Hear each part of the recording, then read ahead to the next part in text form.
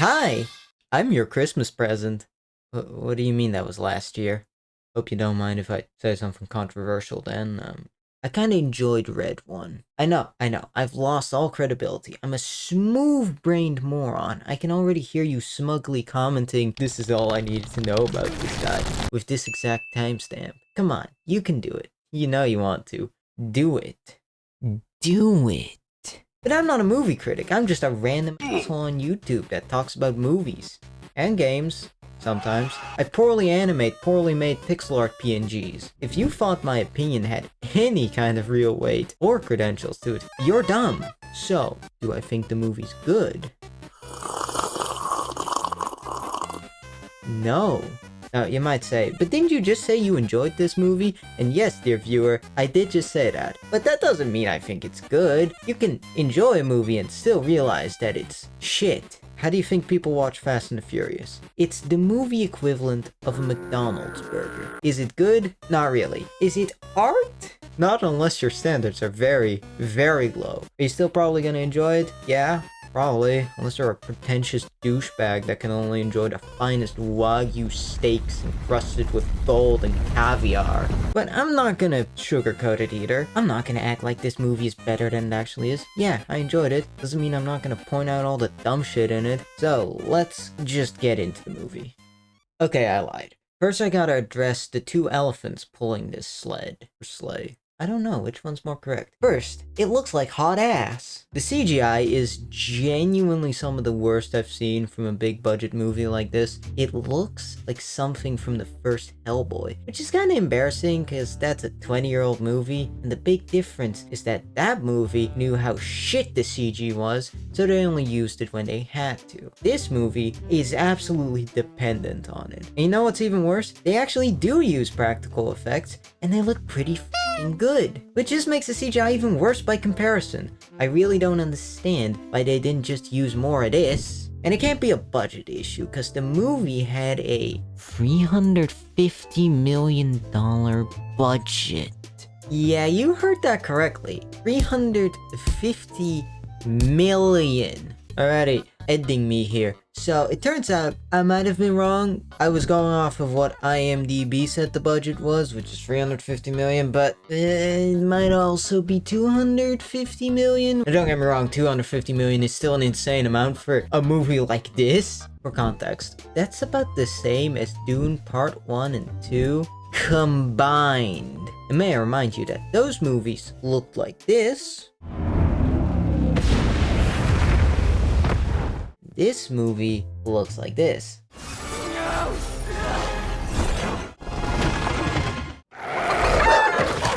I have no idea what the budget could have possibly gone to. Yeah, the easy answer is The Rock's Scrooge McDuck-ass money pool, but I feel like even if they gave him 100 million, which would be as much as Robert Downey Jr. got for coming back to the MCU, I would still have left 250 million for the actual movie. So where'd it go?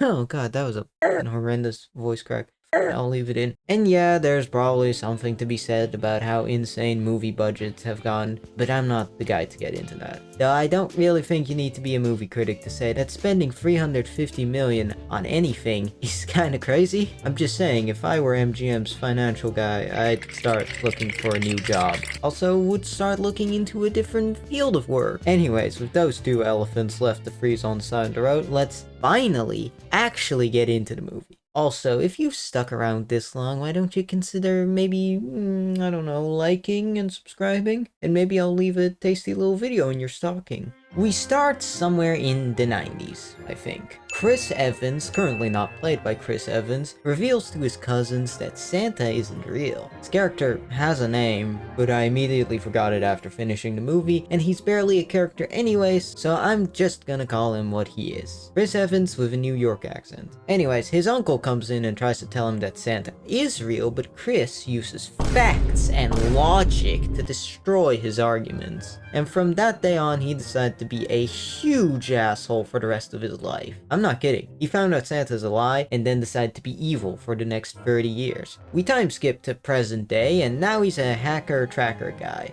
He's also got a massive gambling problem, so he's got massive debt. And in case you still aren't quite sure if he really is an asshole, he literally steals candy from a baby. He manages to sneak into a government building through a series of very convenient events that, gonna be real, probably shouldn't have worked out for him, but I'm not really smart enough to exactly explain why it shouldn't have worked out. It's just a general vibe of, yeah, this shouldn't have worked out. You understand that feeling? You understand that feeling, right? But he steals some info, and one very limp title card later, we cut to J K Simmons, who's apparently gone broke because now he's playing Mall Santas. Now, I probably don't need to tell you that J K Simmons is a perfect casting, though that's mostly because it's impossible to miscast him. Hell, while looking through his IMDb page, I found out that this isn't even the first time he's played Santa. So basically, J K Simmons is perfect here. Problem though, is that he's completely wasted, cause, spoilers, he gets captured in the first 20 minutes of the movie, and then basically doesn't show up again until the end of the movie. It kinda reminds me of how they got Charles Dance, you know, Tywin Lannister himself, to play the villain in King of the Monsters, but then he's barely in the movie. It's like, what's the point in even getting these actors that are this good if you're not gonna use them at all?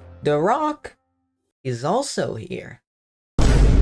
I'm gonna be real with you, I don't really hate The Rock, but in every movie he's in, you can feel the movie being bent around the gravitational pull of his massive, freakishly huge ego, which always ends up being pretty cringe, and it's the same here. So JK and The Rock go back to the North Pole, which is actually a massive complex. We then get a scene setting up the Cox. We then get a scene setting up the Cox character arc, which doesn't actually matter at all, because The Rock isn't playing a character. He's playing cool guy wrestler man Dwayne The Rock Johnson. And you've seen the trailer, so obviously JK gets kidnapped. The Rock notices this because the bad guys turn off the lights in the big central tower for some reason. And I guess we're just not gonna question how this massive, highly secretive, and well-defended complex didn't have any proper security at all. We're shown later that there's clearly supposed to be a shit ton of security around this place, so where are all of them in this scene? And we're not told that the bad guys have some inside knowledge of the complex, so how'd they manage to infiltrate this massive, highly defended complex without alerting anyone? Anyways, the gravel goes up to the top floor and arrives just in time to see the bad guys escaping. Dwayne chases them, and I'm just quickly gonna show you some clips.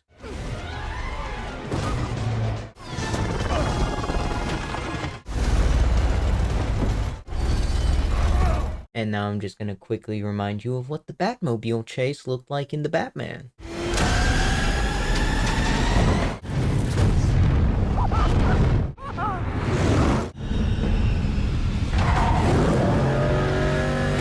I think this scene could have been pretty cool. I really like the idea of The Rock using these transport tubes to chase the bad guys, but it's just pretty boring. This is a massive city-sized present factory, but instead of doing anything interesting with that, they just made a pretty basic car chase. Basically, it's Fast and the Furious with Christmas theming. And again, it doesn't even look that good. So The Rock obviously can't catch up to them. We wouldn't have a movie if he did. So he returns to HQ. Where's Cal? I'm right here.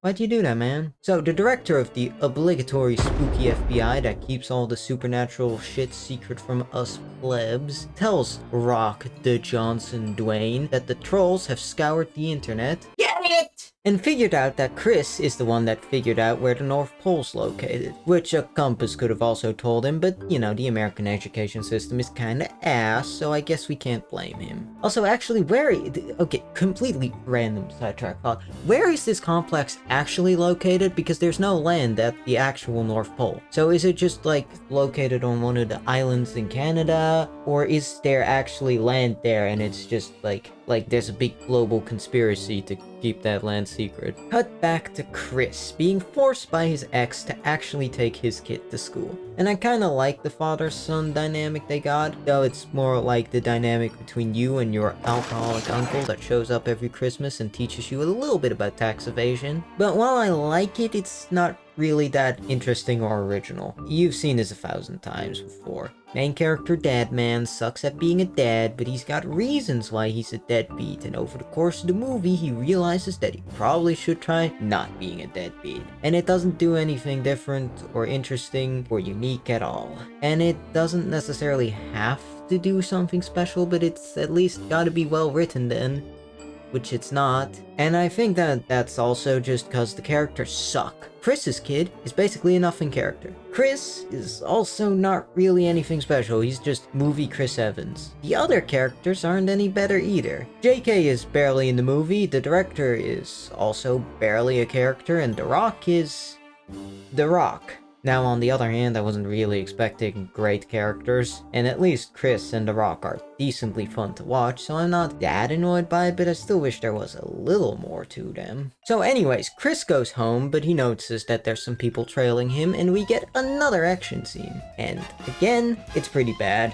Like, you can clearly tell the agents are just waiting their turn to attack Chris. It's like they really want to make Chris seem cool, but logically there's no way he escapes this, so they had to make the agents really dumb. They've also got these super stun guns, which Chris doesn't pick up for some reason, even though they seem pretty damn useful to me. But he gets super tased, they put him in a box and transport him to one of their facilities. Lucy then tells him that myths and monsters are real, and of course we gotta go through him obviously not believing her, and then seeing a conveniently placed headless horseman's horse, so then he believes her. She then reveals that Santa's missing. Are you saying Santa Claus has been kidnapped? Yes, Chris, that is what the trailer said. So The Rock bursts in to make the scene about him. I'm not gonna like you. Nobody does, Chris. Nobody does. Anyways, Dwayne Johnson threatens to turn Chris into a skin suit, but Lucy calms him down and they convince Chris to help them locate JK by doubling what the other guy paid him. So, The Rock and Chris are going to the Caribbean to kidnap Chris's client. On the way, they casually steal some toys, cause The Rock's whole gimmick is that he's able to turn toys into actual stuff, which is a pretty cool idea, but I'm starting to sound like a broken record.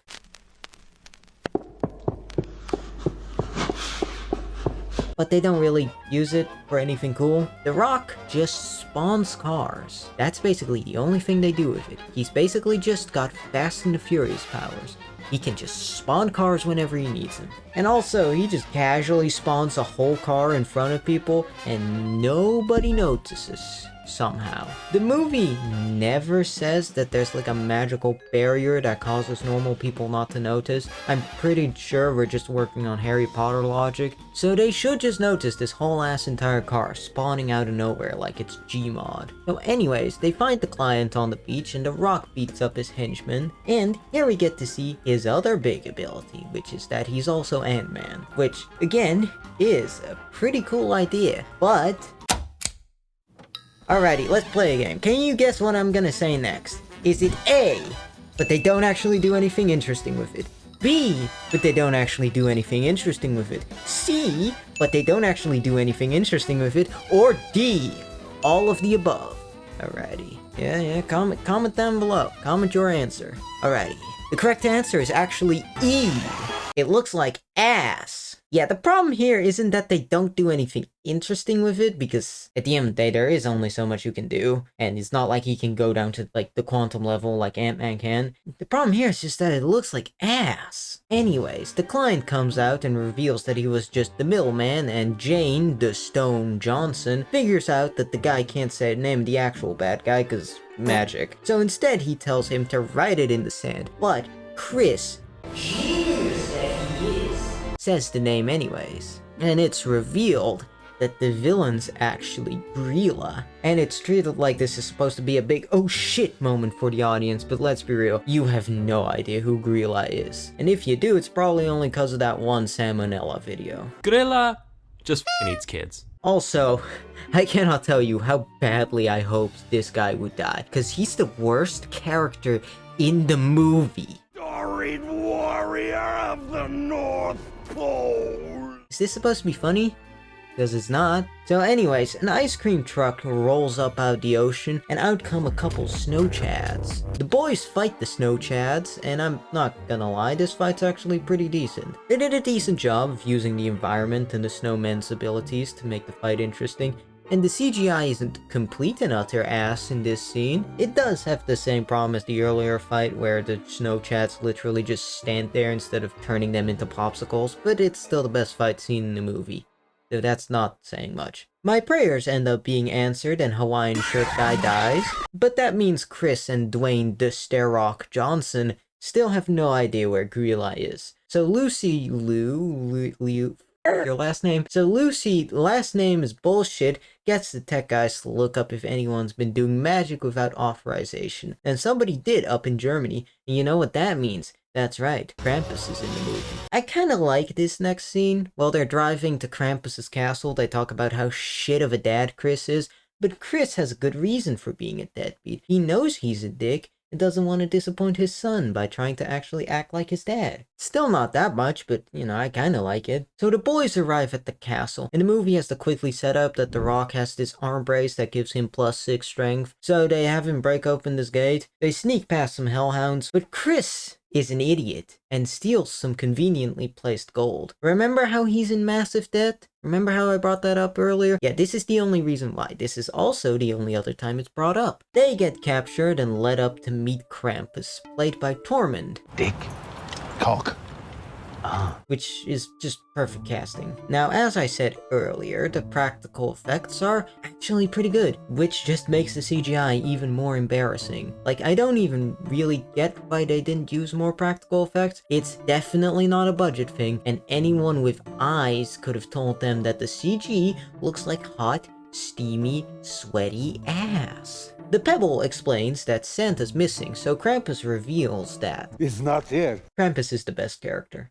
Which probably says more about how good the other characters are, but you gotta take your W's where you can. So the kidney stone tells Krampus that they know Grilla was there, and Krampus admits that he gave her a gift, a little snow globe that could trap any naughty people forever. The Rock wants to leave now so he can save JK, but Krampus is a dick and says only Chris can leave. But Chris has apparently grown morals and basically calls Kramps a pussy. So, The Rock and Krampus have a slapping contest, and The Rock gets slapped silly, which actually surprised me. I did not expect The Rock to allow himself to be humiliated like that. This is a man who has it in his contract that he cannot lose a fight. Ever.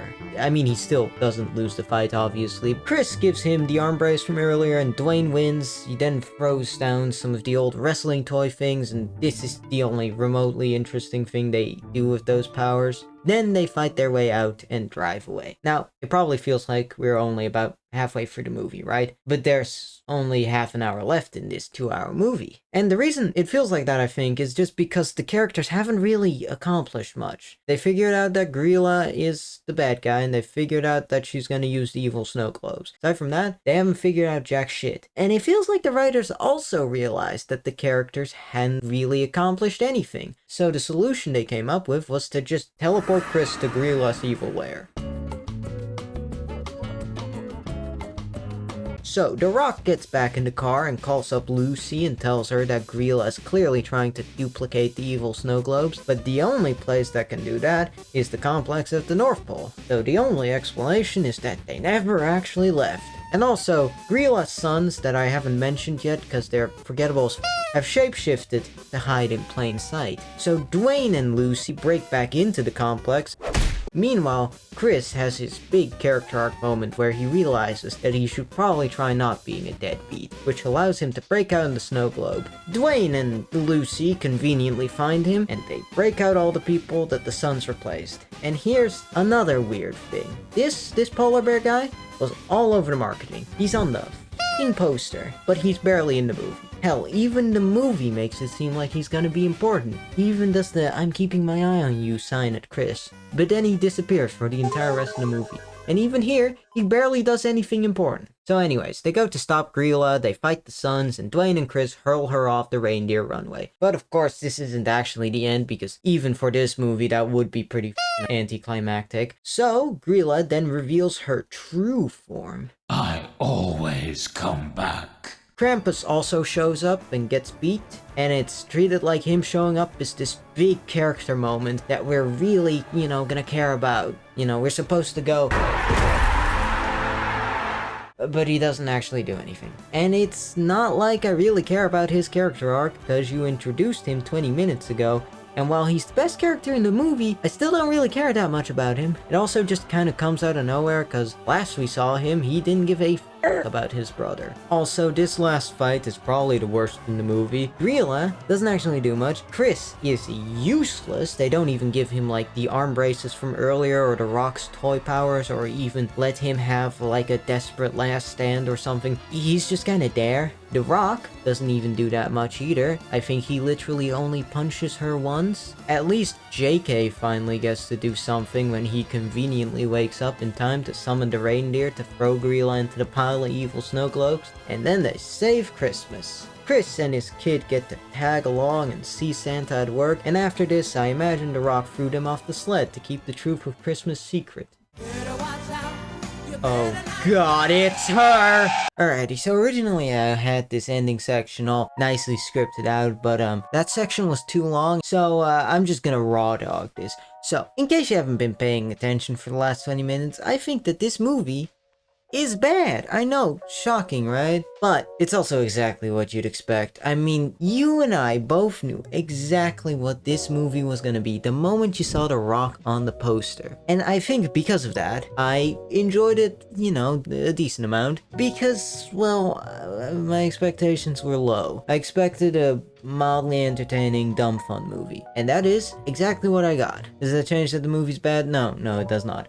Like, it's also exactly what you'd expect. So I feel like there's really not that much to be mad about. Which is why I am so fucking confused at the critics' responses to this movie. Like, if you went solely off of, like, critic reviews, you would think that this movie is like the fifth horseman of the apocalypse, and it's just not. Last week I watched Joker 2 and it was so much worse than this, and it's like, have we all forgotten that Madam Web also came out last year? Like, I'm sorry, Madam Web is miles worse than this movie. He was in the Amazon with my mom when she was researching spiders right before she died. This movie is at least a semi-coherent movie. Now, that's not to say, again, that Red One is good, because it's not, but it's just, why are we acting like this movie is the worst movie of 2024? And especially because, like, this movie just isn't special in any way. It's like every other Rock movie, basically.